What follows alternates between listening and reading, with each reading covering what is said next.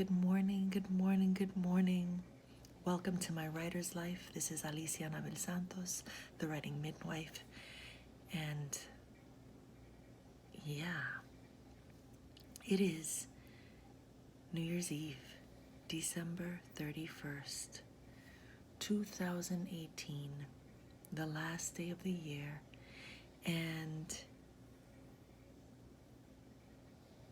I wanted to jump on here really quickly because I'm in the middle of a writing session this morning, my Write the Fucking Story Challenge,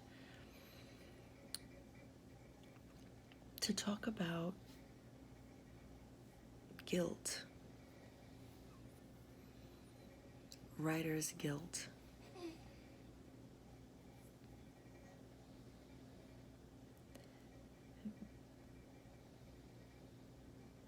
I pause because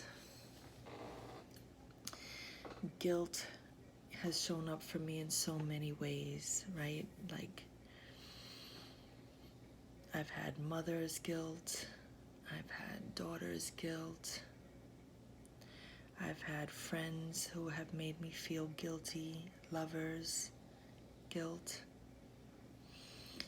And even as a writer, I have felt this guilt around choosing my writing over spending time with family, spending time with lovers, spending time with friends. I have, in putting myself first, because putting my writing first is in fact putting me first, there has been quite a bit of grief in my life, some discord around people feeling like I don't care about them, people calling me selfish, self-centered.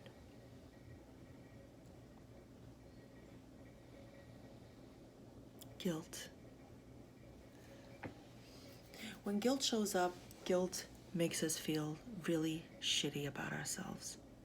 We feel shitty about ourselves. People in our lives make us feel shitty about ourselves.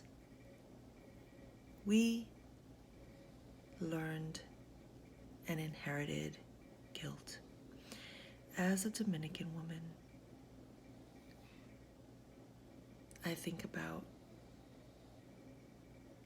what our mothers have taught us about being this matriarch in the family, this sacrificial lamb, this person who serves everyone and eats last, the person who will give you the shirt off of her back, literally, but feels all the guilt in the world if they say no, if they decline an invitation, if they change their mind, because Dominican women, Dominican moms don't do that. We put everyone above us and everything above us. Being an artist, a writer, so that's insanity. So today my meditation and my podcast is less about guilt than it is about being guilt-free. Being free of guilt. Writing from a place of sorry, not sorry. I'm putting myself first. One of the things that I feel strongly about in my personal life is that my writing cannot suffer. My writing cannot take a back seat to anything going on in my life. I'm not saying that my family isn't a priority, my daughter isn't a priority, my parents isn't a priority. I drop everything to take care of many people. But because I do that, I write guilt-free every fucking day. Every day. Guilt-free every day. because I am giving and I am filling cups in every category of my life. And if I'm asking you to give me this one thing, fucking give it to me. Because if you're not going to give it to me, I'm going to take it. I'm going to take it. We have a guest, a house guest. So you all shut up. You're waking the house guest up.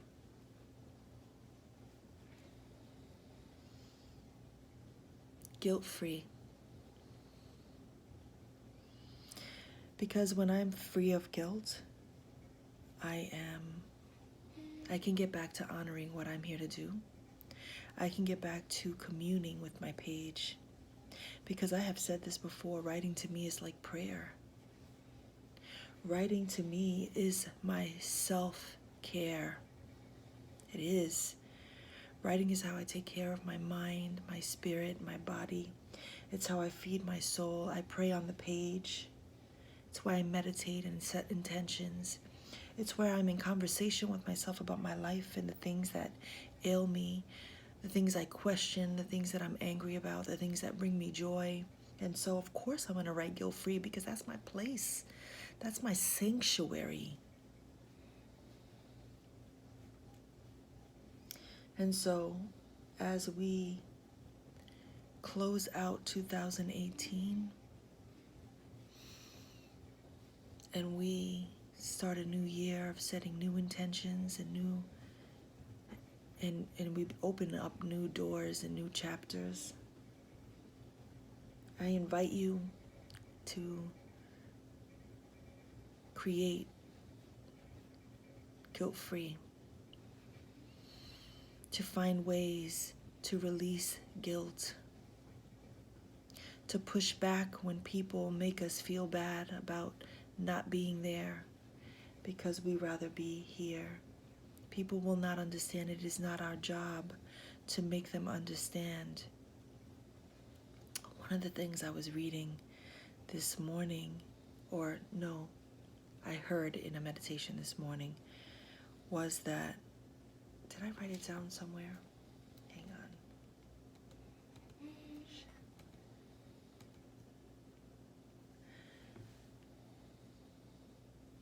Judgment comes from those who don't express themselves. Judgment from others comes from those who don't express themselves. So these very same people who are saying to us, oh, I hate it when you have a pen in your hand. Why are you always writing?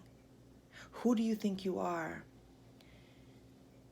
These same people who are criticizing and judging us and making us feel guilty and bad about not spending time with them, it's because they have not found an outlet to express what it is that makes their heart sings. You know, when I think about people who are living unfulfilled lives, and I'm not talking about depression and mental illness. I'm talking about people who are the naysayers, the dream crushers. These people attempt to shit on our parade because they have no idea how to access their own dream. Their fear is so paralyzing that they cannot stand to see you shine and rise. And they might be well-intentioned. They might be people who truly love us, but we cannot be around that. We cannot have them project their shit on us. We cannot have them make us feel guilty about what we're doing as we move into 2019 of living a life that is guilt-free, that is all about self-care. May we find ways to express ourselves that honor who we are every single day. And no is a complete sentence. We do not owe anybody any explanations, ever. Punto. So here's some meditation, some writing prompts, little writing meditation, little writer meditation. You know, you can pause the meditation at any moment to reflect, to journal, and think about what comes up for you. I really invite you to write, to really get some things on the page. So here we go. I feel so guilty when I feel so guilty when the person who makes me feel the worst is. The person who makes me feel the worst is.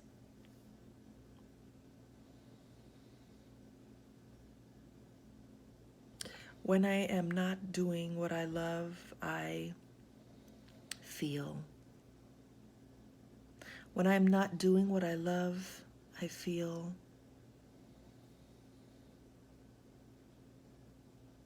When I think of words like purpose and passion, I think purpose and passion means what? What is purpose? What is passion?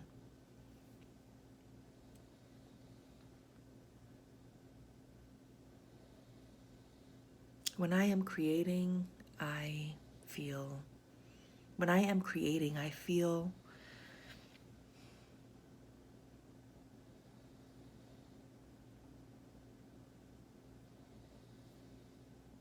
my intention for today. My intention for today is to create beautiful things as I close 2018, loving things, intentional things, resolute things.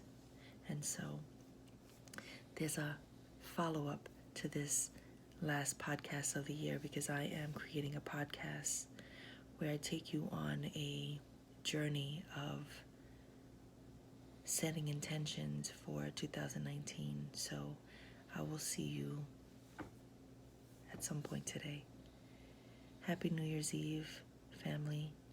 I'm wishing you a beautiful day of reflection and love. I wish that for me. I wish that for you. Peace.